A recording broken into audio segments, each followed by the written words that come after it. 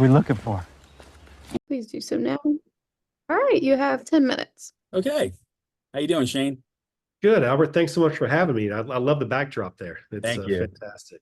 Well, I got to tell you, I actually loved Murder Company. I feel like as of late, we're getting a lot of these World War II action like films resurged. Last year we had Brandon Slagle doing Battle for Saipan and a couple other films. And now we're getting this one, and this was so much fun to watch. So I had a great time watching this one.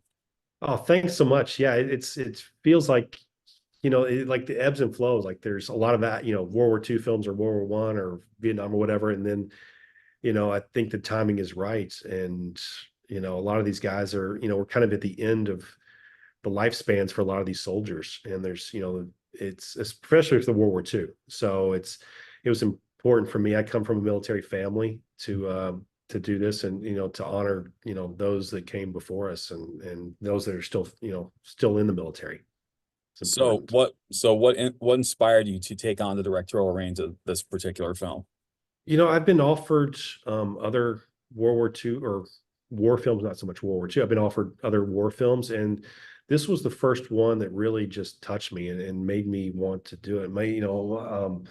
I come from, like I said, a military family. This was originally a cover of Time magazine, and this is my grandfather. So this picture's kind of been around my whole life. It's been in Men's Journal. The picture was kind of circulated, and this was in a Bonds.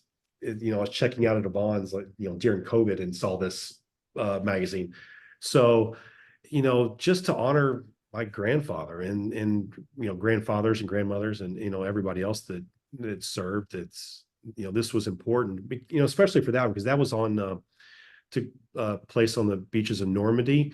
Mm-hmm. And with this story, the whole idea, the whole plot around the story is to take out the Nazi who's in charge of the road system, because we can all land on the beaches in Normandy, but if we can't get off the beaches because the roads are destroyed, then what good is it going to do with all these tanks and jeeps and soldiers? So it was up to this mixed unit in Murder Company to take out this Nazi so we could get these guys off the beaches.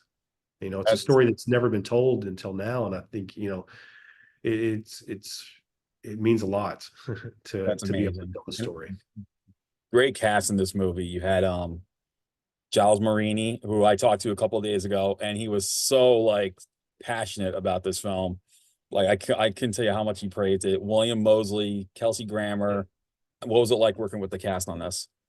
When I signed on, Kelsey was on board, and that immediately made me perk my ears up and okay, I want to be involved in this film. But then I was able to bring on friends.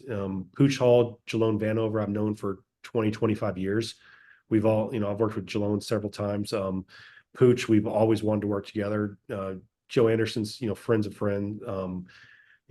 William Moseley, when his name came about, it was just important to, get this group together. And it seems like I've worked on a lot of films, and then you have one bad apple that could kind of bring down, the morale of everybody. But this was important to me to bring these guys in early, and then at the end of each shooting day, we would go have dinner together. Weekends we'd go hiking or go just touring around Sofia, Bulgaria, where we shot. So the camaraderie between this group was absolutely amazing. And Gilles and all these guys, it was just it was a dream come true. And it was one of those things once one of the a couple of the actors don't make it till the end, and they'd be FaceTiming on weekends what did you guys shoot today, how'd it go? They know when we'd finish up, they'd have the call sheets, and they'd catch us around dinner time, and we would, man, I wish you were still here. It was we miss you. But no, it was a fantastic shoot, and I loved working with all those actors.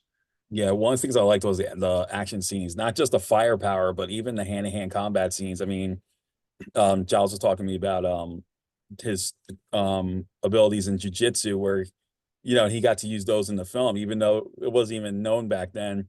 And then he told me about how he almost got choked out in his, he was practically choked out in a scene. What that must have been crazy for you to see that, and when you were shooting. Yeah, how, that shows dedication to how much he brought to the role. It was, you know, there's one instance when, you know, we had these big set pieces, but then we'd have these smaller ones when Giles or Pooch Hall or these guys would have like their one-on-one fights. And I would sit down with these guys and say, okay, what's your specialty?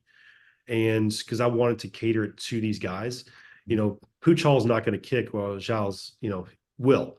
I don't want, you know, so we would cater it to each of these actors and deal with that and, you know, make it their own. And, you know, I've worked on a lot of action films and it seems like it's always one-on-one or two-on-one or, you know, whatever it is. And this was the first one where like we had 150 stunt and extras on set for a couple of days. And it wasn't, we weren't repurposing. If you know, if your character died over here, then we can't bring you over here. Right. Like you're done. So it was important to really have 150 guys, and we did. And it was, you know, thank goodness for prep to really map that out and see that world. It was Yeah. important. And what was that like shooting in Bulgaria? Because that's quite interesting. That, and I know that, you know, that's a pretty well-known place now where a lot of movies of this caliber are being shot. But what was it like from your experience shooting there? You know, I'd had friends that had gone over there before and shot, but like I have friends that work at Millennium. So knowing walking in and going, all these guys have worked on the Expendables movies and the Olympus Has Fallens and all these films, it really helped a lot because I knew that I wasn't, you know, I wasn't working with film students or anybody, you know, just because you can do a period piece doesn't mean you can do an action film. Right. And these guys really, you know, nailed it. And the preparation that went into this, even though we only shot in 12 days, we were very prepared for those big sequences, big and small sequences. Because there's, you know, Giles, I mean, there's guys falling off roofs, there's 150 guys, there's guys on fire, there's people blown up into trees. And it was the preparation that played in that made it feel like, you know, this could have been something that's, you know, could have been, you know, 20, 30, 40 million dollars. And it, you know, what we were able to do, like, you know, you mentioned Brandon Slagle. I mean, some of these guys we could, you know, we can make these action films look bigger based on our experience and shooting in places like Bulgaria that's offered the big trucks and the Jeeps and the uniforms and guns and everything.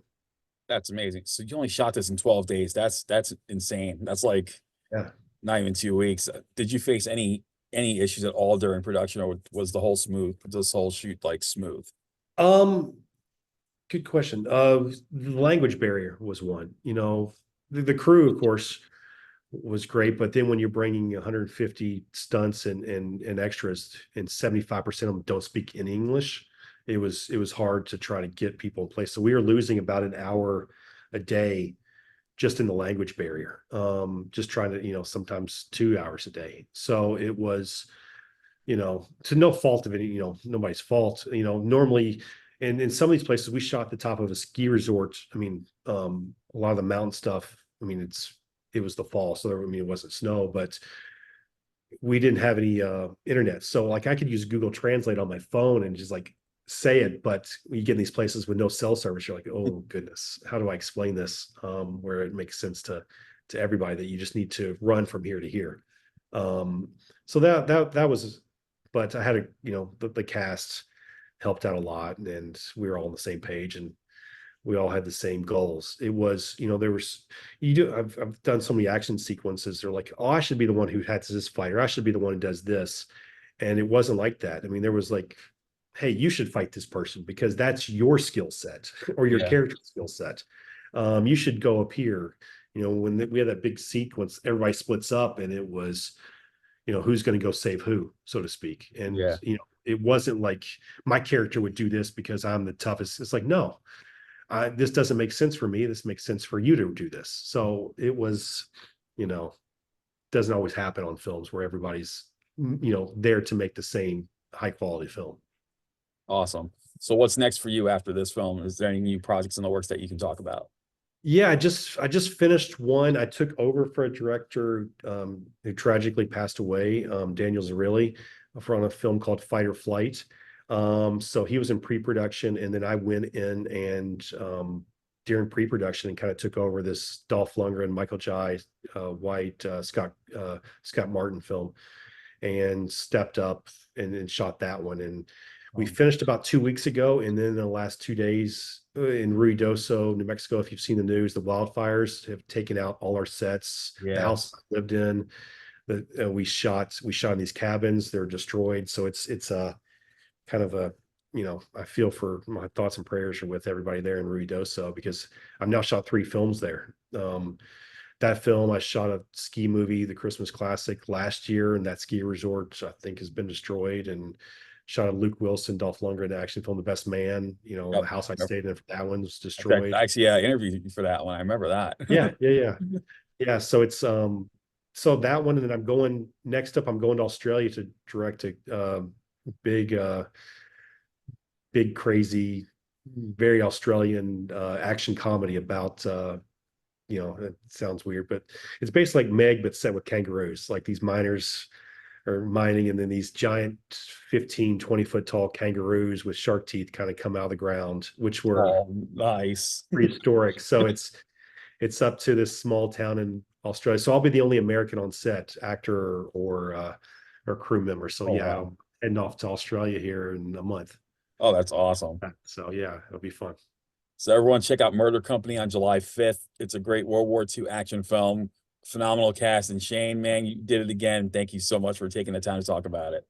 Albert, thank you so much, man. I really appreciate it. And appreciate you getting the word out there to everyone, and get everybody to go out there and see it. All right. Well, y'all take care. Have a good day. All right. Thanks, man. See ya.